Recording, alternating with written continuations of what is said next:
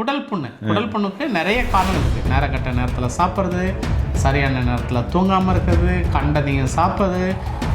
நம்முடைய குடலை பொறுத்த வரைக்கும் நம்ம அதை டஸ்ட்பின்னாக நினச்சிட்டு நம்ம பாவிக்க ஆரம்பிச்சிட்டோம்.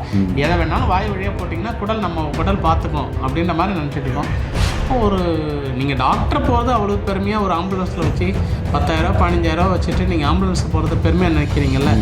உங்களை சுற்றி விவசாயி இருக்கிறான், உங்களை சுற்றி விவசாயி ஒரு மாடு வச்சுருக்கிறான், உங்களை சுற்றி விவசாயி ஒரு மாட்டை பால் கறந்துட்டு இருக்கிறான். நீங்கள் ஒரு பைக் எடுத்துகிட்டாவது போகலாம்ல.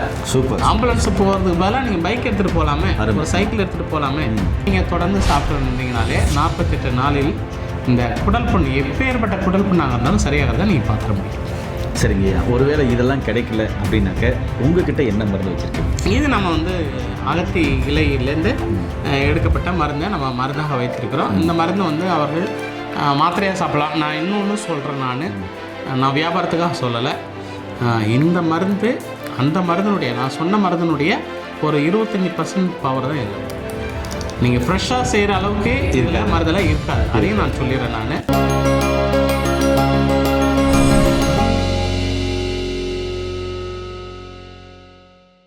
இயற்கையை மருந்து சேனலுடைய மேலும் பல பதிவுகளை தெரிந்து கொள்ள இந்த சேனலை சப்ஸ்கிரைப் செய்யவும், பெல் பட்டனை அழுத்தவும்.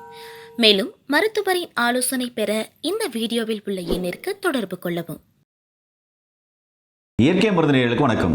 நம்மளுடைய அருகில் வாழும் சித்தர், மதிப்புக்குரிய சித்தர் தணிகாச்சலம் ஐயா இருக்காரு. அவர்கிட்ட கேட்டேன், ஐயா அல்சருக்கு சித்த மருத்துவத்தில் ஏதாவது நல்ல மருந்துகள் இருக்கா அப்படின் போது ஐயா சொன்னார், 48 நாள் சரி பண்ணக்கூடிய மருந்து இருக்குது சித்த மருத்துவத்தில். ரொம்ப ஆச்சரியமாக இருந்தது. ஏன்னா நவீன மருத்துவத்தில் பெப்டிக் அல்சர், கேஸ்ட்ரிக் அல்சர், அமிலம் ரிஃப்ளெக்ஸ் ஆகுது, கைடு அப்படின்னு சொல்லிட்டு தனித்தனியாக பிரிப்பாங்க. எண்டோஸ்கோப் போட்டு பார்த்து, சரிங்களா, இல்லை ஆசன வயலில் ஸ்கெலனோஸ்கோப் போட்டு பார்த்து குடலில் சிறுகுடல் பெருங்குடல் மலவையில் என்ன இருக்குன்னு கண்டுபிடிப்பாங்க. சரி, ஓகே. இப்போது சித்த மருத்துவத்தில் கும்மம் அப்படின்னு சொல்லிட்டு முடிக்கிறாங்க. நான் என்னென்ன சொல்கிறேன்னா, ஆசன வயிறு நாக்குலேருந்து ஆசன வயிறு இருக்கிற இடத்துல ஏற்படுகிற புண்களை, அது எந்த வகையான புண்ணாக இருந்தாலும் சரி, அது 48 நாள் சரி பண்ணக்கூடிய மருந்துகள் சித்த மருத்துவத்தில் இருக்குன்னு ஆச்சரியப்பட வேண்டிய தகவல் தானே. இப்போ உலகில் எத்தனை மில்லியன் பேர் இருக்காங்க அப்படின்னு சொல்லி தெரியாது. அத்தனை மில்லியன் பேரில் ஒரு சிலருக்கு பார்த்தீங்கன்னா இந்த அல்சர்னால் பாதிக்கப்பட்டு எவ்வளோ கஷ்டப்படுவாங்க இல்லையா, அவங்களுக்கு தான் இந்த வீடியோ. முடிஞ்ச அளவுக்கு நீங்கள் நார்மலாக இருக்க பர்சனாக கூட அல்சர் பேசுறதுக்கு இந்த வீடியோவை ஷேர் பண்ணிவிடுங்க. அதில் முழுமையான தகவல், உண்மையான தகவல் சொல்ல போகிறாரு. தெரிஞ்சு பயன்பட்டு அல்சர் இல்லாமல் நோய் நொடி இல்லாமல் வாழ்கிறதுக்கு தான் இந்த வீடியோவை நான் பதிவேற்றம் செய்கிறேன். ஸ்கிப் பண்ண பாருங்கள். வாங்க வீடியோ குழப்பலாம்.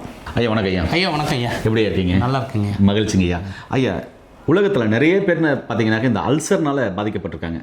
அதில் peptic ulcer, gastric ulcer, guide அப்படின்னு அமிலம் ரிஃப்ளெக்ஸ் ஆகுது அப்படின்னு என்னென்னமோ சொல்கிறாங்க. அப்புறம் ஸ்ராய்வுன்னு சொல்கிறாங்க, வாமிட் எடுத்தால் பிளட் வருதுன்னு சொல்கிறாங்க, ஸ்மெல் அதிகமாக வருதுன்னு சொல்கிறாங்க. இதனால் அசதி, சோர்வு, டயர்னஸ் ஆகுது, பதட்டம் ஆகுது, பயம் ஆகுது அப்படின்னாலும் நிறைய கம்ப்ளைண்ட்கள் சொல்கிறாங்க. ஐயா, இந்த அல்சரை குணப்படுத்தவே முடியாத இது கிரானிக் டிசீஸாக மாறிடுச்சுன்னு சொல்கிறாங்க. சரி, இதுக்கு சித்த மருத்துவத்தில் நான் ஒரு மண்டலத்தில் 48 நாள் சரி பண்ணக்கூடிய மருந்து இருக்குதுன்னு சொன்னீங்களே, அது என்ன மருந்துன்றதை மக்களுக்கு தயவு செஞ்சு சொல்லுங்க ஐயா. அவங்க இப்போ அல்சர் அப்படிங்கிறத பொறுத்த வரைக்கும், குடல் புண்ணு என்பதை பொறுத்த வரைக்கும் நிறைய காரணங்களால் வருது. குறிப்பாக பார்த்திங்கன்னா நம்முடைய உணவு முறை சுத்தமாக மாறிடுச்சு. இப்போ கூட சமீபத்தில் ஒரு ஆய்வுகள் சொல்லியிருக்கு, நீங்கள் தினசரி பழைய சோறு சாப்பிட்டிங்கன்னா அது தொடர்ந்து சாப்பிடுகின்ற போது குடல் புண்ணா அது ஆற்றுது அப்படின்னு சொல்லியிருக்காங்க. இது நம்ம காலகாலமாக சாப்பிட்டுட்டு வந்த ஒரு விஷயம் தான். இப்போ அதுலேயே மருந்து தயார் பண்ணக்கூடியது, அதுலேயே தயிரை வச்சு இதை வச்சு இப்போ மருந்து தயார் பண்ணி அதை கேப்சூலாக, டேப்லெட்டாக, எது பழைய சோர்லேருந்து மருந்து தயார் பண்ணுறாங்க. பழைய சோர்லேருந்தே மருந்து தயாரித்து அதை மருந்தாக மார்க்கெட் பண்ணக்கூடிய ஒரு நிலையில் இருக்கிறோம். ஆனால் நம்ம சாப்பிட்ட பழைய சோறு இப்போ சாப்பிடுவதற்கு ஆள் இல்லை. அது மாத்திரையாக கொடுத்தீங்கன்னா வாங்கி சாப்பிட்றதுக்கு நிறைய பேர் ஆள் இருக்கிறோம். அப்போ அந்த நிலையில் இந்த குடல் புண்ணுக்கு நிறைய காரணங்கள் இருக்குது. நேரக்கட்ட நேரத்தில் சாப்பிட்றது, சரியான நேரத்தில் தூங்காமல் இருக்கிறது, கண்டதையும் சாப்பிட்றது. நம்முடைய குடலை பொறுத்த வரைக்கும் நம்ம அதை டஸ்ட்பின்னாக நினச்சிட்டு நம்ம பாவிக்க ஆரம்பிச்சிட்டோம். எதை வேணாலும் வாய் வழியாக போட்டிங்கன்னா நம்ம குடல் பார்த்துக்கும் அப்படின்ற மாதிரி நினச்சிட்டு இருக்கோம். அதுவும் கொஞ்ச காலம் பார்க்குது. நீங்கள் எதை சாப்பிட்டீங்கன்னாலும் அது செரிமானாகி வெளியில் தள்ளுது. ஆனால் ஒரு அளவுக்கு மேலே போன பிறகு அது கதற ஆரம்பிச்சிடுது, என்னை காப்பாற்று, என்னை பார்த்துக்கோ அப்படின்னு சொல்லுது. அப்போ அந்த நிலையில் தான் குடல் புண்ணாக மாறுகிறது. இப்போ இந்த குடல் புண்ணை மிக எளிதாக எந்த விதமான செலவும் இல்லாமல் வீட்டிலேயே குணமாக்குறது எப்படி, அதுதான் உங்களுடைய உணவே மருந்து சேனல் நேயர்களுக்கு நான் கொடுக்குற கிஃப்ட், இன்றைய கிஃப்ட். சூப்பர் சார், சொல்லுங்கள் சார். என்ன அப்படின்னு பார்த்தீங்கன்னா ரொம்ப சிம்பிள். அகத்திக்கீரை, இந்த அகத்திக்கீரையை எடுத்துக்கொண்டு அந்த இலையை மட்டும் நல்லா ஃப்ரெஷ்ஷாக இலையை எடுத்துகிட்டு நிழலில் காய வைக்கணும். நிழலில் உலர்த்த வேண்டும். வெயிலில் காய வச்சிட்டிங்கன்னா அதனுடைய மருத்துவ பயன்கள் இல்லாமல் போயிடும். அதனால் நிழலில் வந்து ஒரு 4-5 நாட்கள் நல்லா காய வச்சுட்டு நல்லா சரக்க காஞ்ச பிறகு உரலில் போட்டு இடிக்கணும். உரலில் போட்டு இடிச்சிட்டு சலிச்சு பொடியாக வைத்துக்கொள்ள வேண்டும். இது வந்து அகத்தி இலை பொடி. இந்த பொடியை வச்சுக்கிட்டு தினசரி அன்றே கறந்த பால் நல்லா சொல்லியிருக்கேன், அந்த வார்த்தையை நான் பயன்படுத்தியிருக்கேன். அன்றே கறந்த பால். அப்போ இப்போ நம்ம குடிக்கிற பால் 40 நாள் கழிச்சு வருது. ஒரு மக்கள் ஒரு கேள்வி கேட்பாங்க, இப்போ இங்கே இருக்குது வந்து பார்த்தீங்கன்னா ஃபுல் ஆஃப் சிட்டி, இந்த சிட்டியில் அன்றே கறந்து பால் கிடைக்காது, இதுக்கு வேற மாற்று வழி ஏதாவது இருக்கான்னு மக்கள் சார்பாக நான் உங்ககிட்ட கேட்குறேன். மக்கள் சார்பாக நீங்கள் கேட்குறீங்க, உங்க காய்ச்சல் ஆச்சே தூக்கிட்டு போயிட்டு ஹாஸ்பிட்டலுக்கு போகிறீங்கல்ல? ஆமாம், கண்டிப்பாக. உடம்பு முடியல, டக்குன்னு ஒரு ஆம்புலன்ஸை வச்சுட்டு 200 கிலோமீட்டருக்கு அப்பால் நிச்சயமாக போய் பார்ப்பீங்கல்ல. அப்போது நீங்கள் டாக்டர் போகிறது அவ்வளோ பெருமையாக ஒரு ஆம்புலன்ஸில் வச்சு 10,000 15,000 வச்சுட்டு நீங்கள் ஆம்புலன்ஸ் போகிறத பெருமையாக நினைக்கிறீங்கல்ல. உங்களை சுற்றி வந்து விவசாயி இருக்கிறான், உங்களை சுற்றி விவசாயி வந்து ஒரு மாடு வச்சுருக்கிறான், உங்களை சுற்றி விவசாயி ஒரு மாட்டை வந்து பால் கறந்துட்டு இருக்கிறான். நீங்கள் ஒரு பைக் எடுத்துகிட்டாவது போகலாம்ல. சூப்பர். ஆம்புலன்ஸ் போகிறதுக்கு பதிலாக நீங்கள் பைக் எடுத்துகிட்டு போகலாமே, ஒரு சைக்கிள் எடுத்துகிட்டு போகலாமே. போயிட்டு நீங்கள் விவசாயி போயிட்டு நில்லுங்க, விவசாயிக்கு முன்னாடி நில்லுங்க. நல்ல பொருள் வாங்கணுன்னா நீங்கள் அவர்கள் பொருள் கொடுக்குற இடத்துல இருக்கிறாங்க, நீங்கள் வாங்குற இடத்துல இருக்கிறீங்க. நான் சொல்கிறது வந்து பொருள் கொடுக்குற இடத்துல விவசாயி இருக்கிறான், நம்ம வாங்குற இடத்துல இருக்கிறோம். நல்ல பொருள் கொடுக்குறான் விவசாயி அப்படின்னா விவசாயிட்ட கை நீட்டி வாங்குறதுல தப்பு இல்லையே? நிச்சயமா. அதனால் வந்து யார் பால் கறக்குறாங்களோ அந்த பால்காரங்கள்ட்ட முதல் நாளே நீங்கள் அட்வான்ஸ் கொடுத்துருங்க. கொடுத்துட்டு எங்கே பால் கறக்குறாங்க பாருங்கள், பசும்பால்.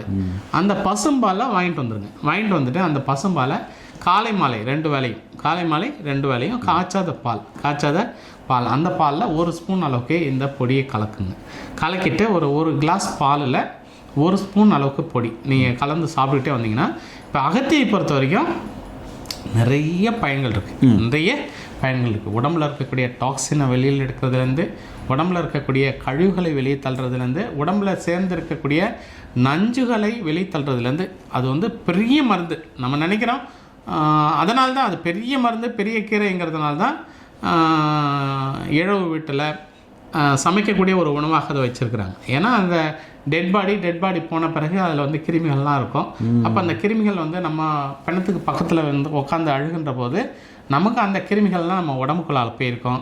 அப்போ இதை நீக்கிறதுக்கு என்ன பண்ணுறது அப்படிங்கும்போது தான் அகத்தி கீரை அது வழக்கமாக இருக்குது. அப்போ அகத்தி ரசத்தை வச்சு சோறு சாப்பிட்றது அப்படிங்கிறத பழக்கமாக வச்சுருக்கிறோம்.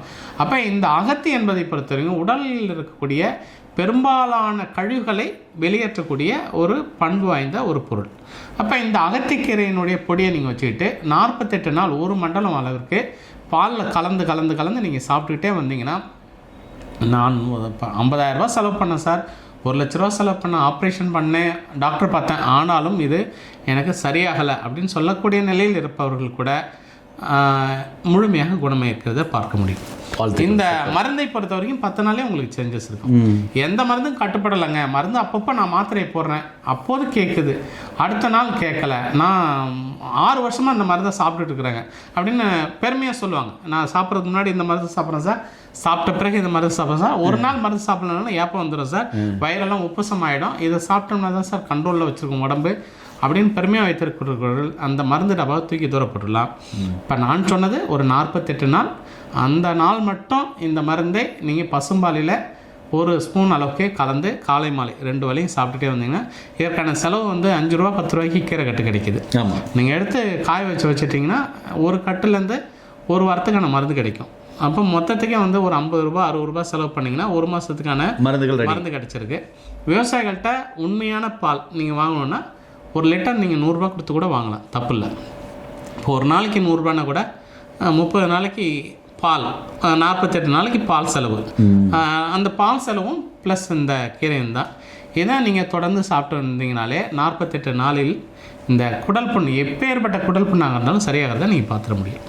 சரிங்கய்யா, ஒருவேளை இதெல்லாம் கிடைக்கல அப்படின்னாக்க உங்ககிட்ட என்ன மருந்து வச்சுருக்கீங்க? இது நம்ம வந்து அகத்தி இலையிலேருந்து எடுக்கப்பட்ட மருந்தை நம்ம மருந்தாக வைத்திருக்கிறோம். இந்த மருந்து வந்து அவர்கள் மாத்திரையாக சாப்பிடலாம். நான் இன்னொன்று சொல்கிறேன், நான் வியாபாரத்துக்காக சொல்லலை.